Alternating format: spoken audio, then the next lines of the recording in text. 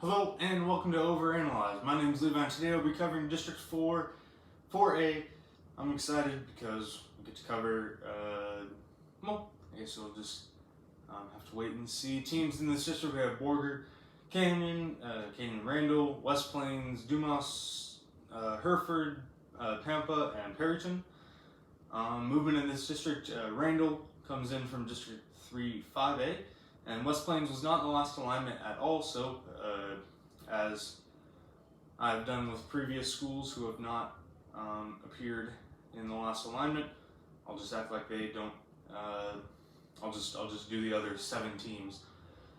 Location of this district: we are north and northeast of Canyon and Amarillo. Mostly Hereford is southwest of Canyon. So yeah, getting into it is going to be kind of a bit of a longer video probably. So I guess just getting into it, let's talk about Canyon. They have 30 total state appearances, starting in, 1969. They've gone 12 for 12 at the state tournament in the 21st century, meaning that they have 12 state appearances and 12 state titles. 5 of them in 3A, 4 of them in 4A, and 3 of them in 5A, including a 3-peat and a 4-peat. That 4-peat coming, 3 of them in 5A. So yeah, it's safe to say that they've been historically good. They nearly made it back to state this year, which would have been their 2nd year in a row. However, let's just start at the beginning. They made it to the regional semifinals. They blew through the first 2 rounds against Snyder and San Elizario before a 7-point game against Leveland. Bit of a closer game there in the regional quarterfinals, but they made it back to the regional tournament, which is basically their home. They met an undefeated Argyle at Lubbock Christian University for the regional tournament. They lost by 1 in a crazy game, probably the craziest low 30s game I've seen or heard. I was listening to the Argyle radio broadcast of the game.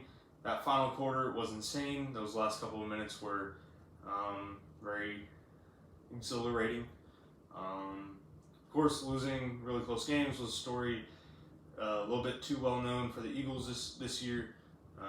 Losing by less than 5 to Friendship, Groover, Amarillo, and Jim Ned, all great teams, but it's not like they lost all the close games. They did have their fair share of close wins: 5-point game against Ryder, 2-pointer against Caprock, and the aforementioned 7-point Leveland game. So yeah, they had a pretty good season this year. They also had a 9-point loss to Lubbock Cooper. That is probably the closest, one of the closer games against Lubbock Cooper this year. Obviously, Lubbock Cooper, as we'll hear whenever we get to 5A, Lubbock Cooper had one of the best regular seasons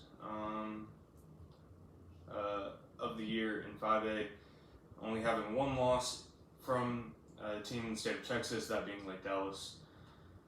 And Canyon only lost by 9, so close game by my standards of, I call close games less than 10, I guess, as just a standard. Canyon, they have 14 players uploaded roster and 6 seniors, but they've made it to the big stage many times before. I'm sure they will do it again in the near future. Next we have Hereford. Hereford got 2nd loss in by district to Big Spring by 2. 2-point game, close game.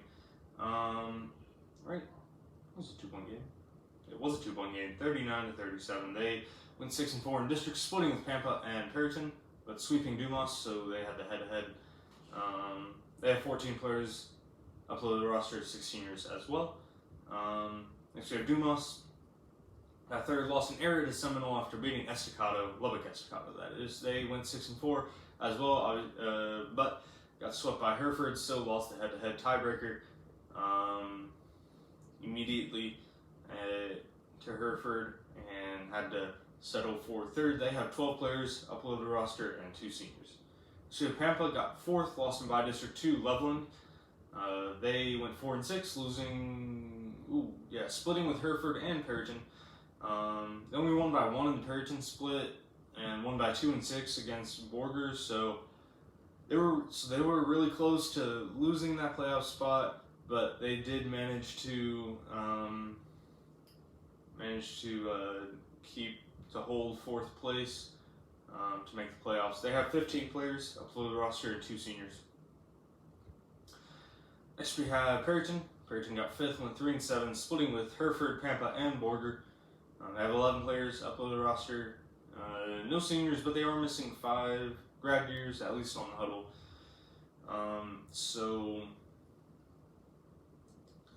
They probably have a couple at least. You would think, or at least I would think. So I'm just gonna have them as a standard continuity. You know, they next we have Borger. Borger went 1-9, splitting with Perryton. However, they did have the 2-point game and the 6-point game against Pampa, so they were pretty close to maybe making the playoffs, being really close. I mean, one of your better 1-9 teams. They have 10 players, uploaded roster, and 2 seniors. Next we have Randall. Randall got 2nd in their district, that being District 3 5A, with all the Amarillo schools.